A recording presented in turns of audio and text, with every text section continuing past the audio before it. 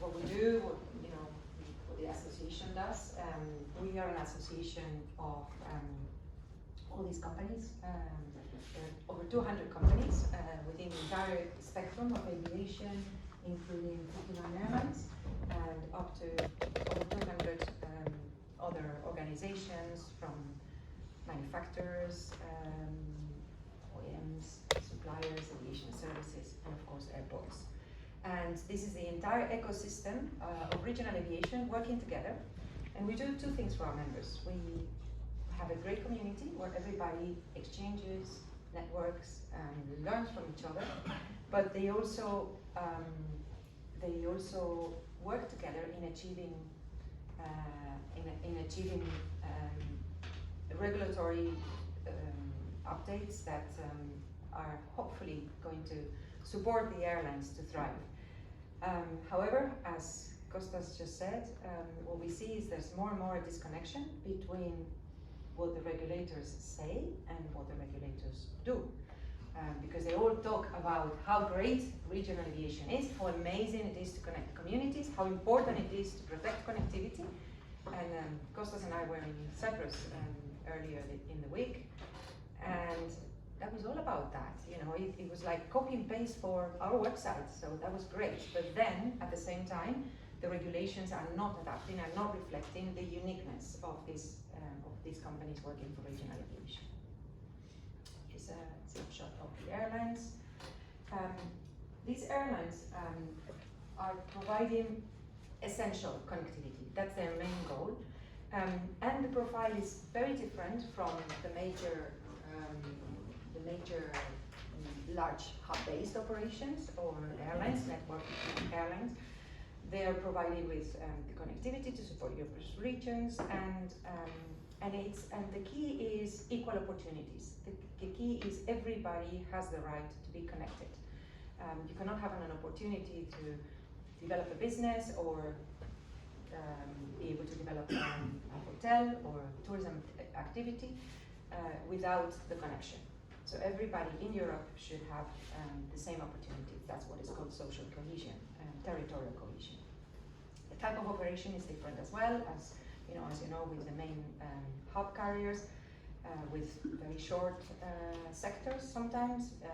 The average is 70 minutes, but this includes some doing long haul, so it's actually less if we count only the pure regionals, and distance 600 kilometers with a mix of fleet of regional aircraft.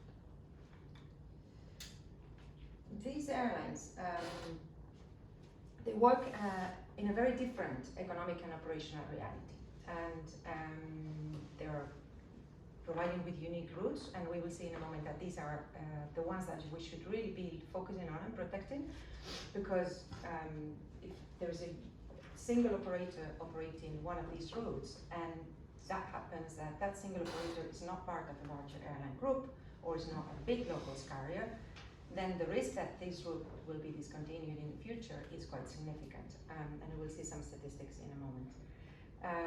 Smaller fleets, that makes it difficult for economies of scale, and also more impact on any kind of regulatory activities.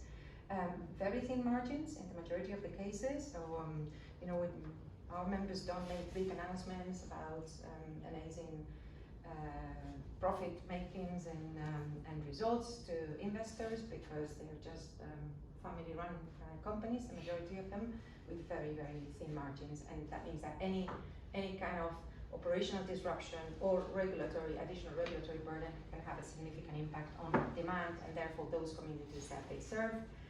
A lot of them operate PSO routes, which is quite it's a specific scheme to support regional connectivity, but it's not the only one, and providing vital connectivity, as I said earlier.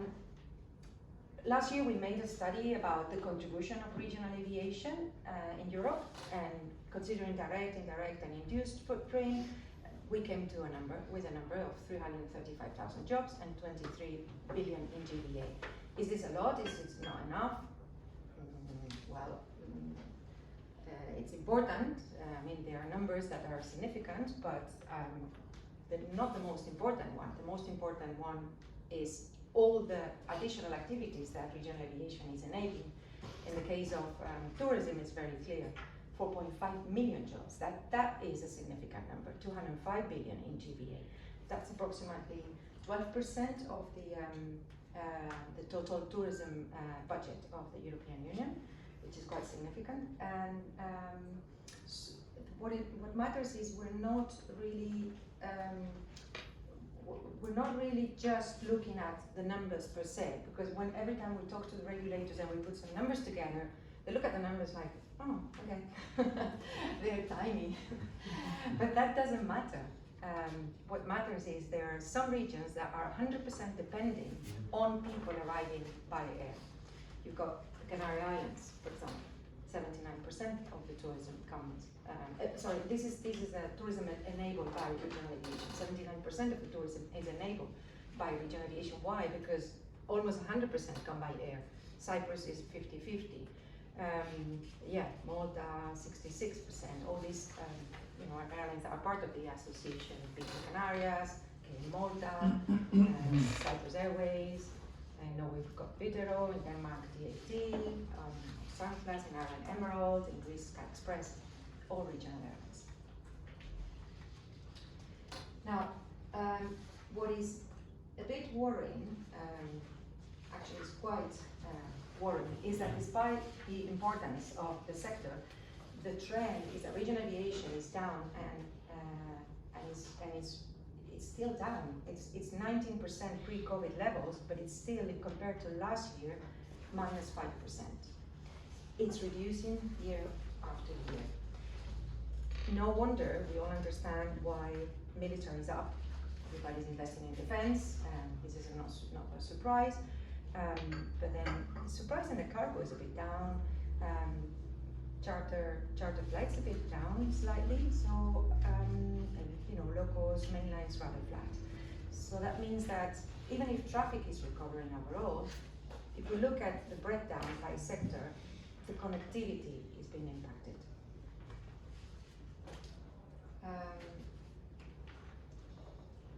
Although the number of routes in total in Europe has increased, however, the number of airlines that have gone bankrupt in the last few years reflect that the routes that stopped being operated are permanently discontinued. And that is a worrying trend, and it's something that Faye has raised a lot of times. It's like, when a route stops, that's it.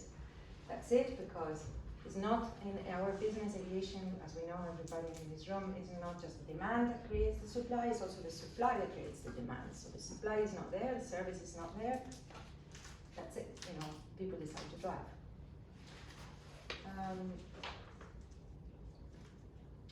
As I mentioned, the number of routes has increased. This is not just Europe, this is global. So we see that in all regions, routes are increasing, but connectivity is down. And how can that be possible? And that's possible because the routes that are being developed are the long-haul ones, point-to-point direct long-haul routes, but not the short-haul routes, which are the ones providing with more connectivity to the secondary destinations. These are all great graphs from IATA. By the way, IATA is doing a fantastic job recently in providing a lot of graphs on how connectivity is being impacted. So you see that the very short-haul routes are the ones that have shown a decrease.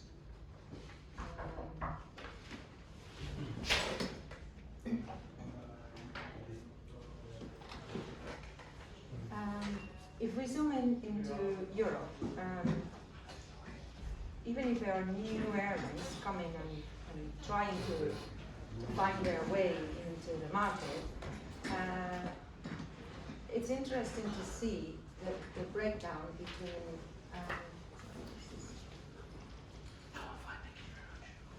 it's interesting to see that the airlines that operate beyond Europe have increased in their opportunities and in the connectivity, but the airlines that are operating within and beyond Europe have decreased, and also the ones that are provided only beyond region connectivity. This means that intra-European connectivity is declining. And this is the trend. This is a trend, and as we saw, it's something that we're trying to mitigate.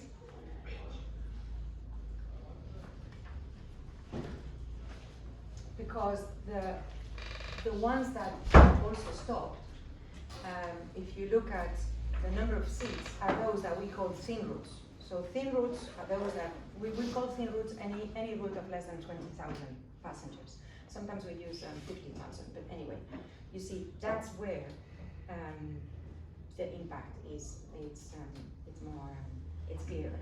So just to make an idea, I think this is a global graph, and then I've got the European one as well. Yes, on the global numbers, 76% offered fewer than 10,000 seats, and despite 76% were of the cancelled routes, despite being 27%. So the proportion of those cancelled routes is higher. Again, they're more vulnerable. The passengers that rely on them may see their service cut. However, if you look at those above 250,000, those really strong routes, high volume, only account for 0.1% of the cancellation. So it means that more and more there is point to point and no hold. We can maybe zoom in into, I believe we've got the European, it's a European chart, and you can see the trend is exactly the same. Below 10,000 seats account for 25%, but 74% of the cancellations. And the same with the 10 to 10,000, so 10 to 20,000. So the trend is there, and it's clear, and it's due to operating costs, administrative and regulatory burdens that has a disproportionate impact on the low volume routes, and those operators that are operating those are mainly the regional operators. There's some local carriers as well. A good example is Sweden. This one is not from IATA, but IATA is doing zooming into the countries, and they're amazing. They're all on the website. I go sometimes to see, and it's in most countries. The case of Sweden is very clear. Sweden had 35 domestic destinations in 2016, and it declined to 28 in 2026, which is a reduction of 20% over a decade. And it may seem like maybe not too many routes, but it's significant because those routes have not come back. And this is not due to the pandemic. This was done before the pandemic. So it's permanent, it's structural. The reduction in destinations only tells a part of the story, because many airports that remain on the map have seen dramatic cuts in routes, and also a lot of reduction of frequencies to Stockholm. So this means that this is a vicious circle, because those regional airports will not get the volume, therefore will become even more difficult to become profitable, relying on state aid. We just heard from the Commission that the draft guidelines for states have removed operating aid and state aid and investment aid to the regional airports in Europe, as well as the startup aid, which wasn't an instrument widely used, but we proposed an alternative. We proposed an alternative that is available for the members. We haven't shared it outside, but so we have a meeting with DG Comp next week to discuss this issue, because it's unacceptable. How do they expect all these European airports to keep in business without support, public support? What is the public money for? So that's why there is a contradiction between the speech and the actual actions. Common industry challenges put additional burdens on European airlines, as they have smaller fleets and lower margins, as I mentioned earlier. These are some of the issues that we got on the table. All of these, we have our big brothers from Airlines for Europe, Airlines for America, fighting for a lot of these issues. For us, it's exactly the same, but at a larger scale. Some of the issues that our members are working on. If you want, we can talk about U261 during the coffee break, because I wasn't planning on covering it.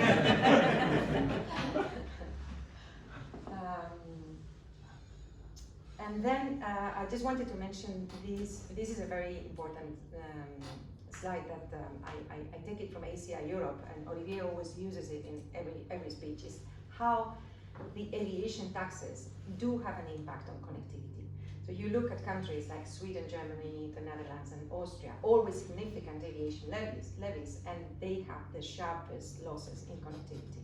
Whilst you have Greece, Poland, which have not been imposed taxes, and you see some growth and thriving. So it's very clear, you know, and it's a no-brainer. And we keep showing these and partnering with our airports colleagues to ensure that the institutions see these. What do we need? Just a few of the key asks that we from the association have been working lately. Protect regional connectivity, that's at the core of what the association is doing at the moment.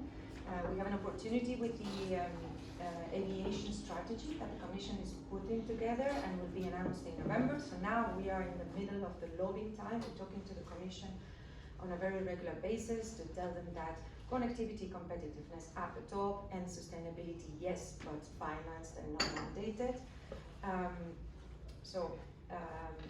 Support competitive decarbonization. So RefuelEU has been now in place for over a year. It's not working. It has a lot of practical implementation issues. So we need to work on simplification. We need to work on the practicalities of the regulation, and these have an impact on everyday's operation. We are on a daily basis in contact with our airline members that tell us they don't get their SAF certificates. The SAF certificates are transparent. They get them late. They can't claim the ETS allowances, and all these things that are, you know, the bread and butter of someone at the environmental team in an airline. They come to us, and we try to present to the Commission so that they address them. However, it's low. They told us that RefuelEU will probably not be revised until end of 27 at least. So we still need to leave another at least a good year and a half with it. Book and claim will be a solution. IATA has an off-the-shelf product ready to be implemented anytime. Well, there's some discussions, some bureaucracy, so we're pushing for a SAF book and claim system, so those that don't have the physical SAF available at the airport can still claim the allowances, which I think is essential for the regional airports and airlines. And then investment needs to be channeled to the development of the new technologies and to reinvest in the sector, again through state aid, etc. So we got the ETS as a great pool of resources that can be reinvested into the aviation sector, and invest in skills as well. And Faye and I will be talking about skills in a few weeks' time, and looking forward to that, because obviously, you know, there's a gap of 19,000 pilots in Europe. We need to cover that gap. And also attract more people into our industry, the next generation, etc. And ERA is an active member of the social dialogue platform together with the Commission and the social partners. And deliver a future-proof regulatory framework that reduces unnecessary burdens and reflects the operational realities. That's what we do for a living. It's going out there and representing the views of our members. And that's all for me. Thank you so much.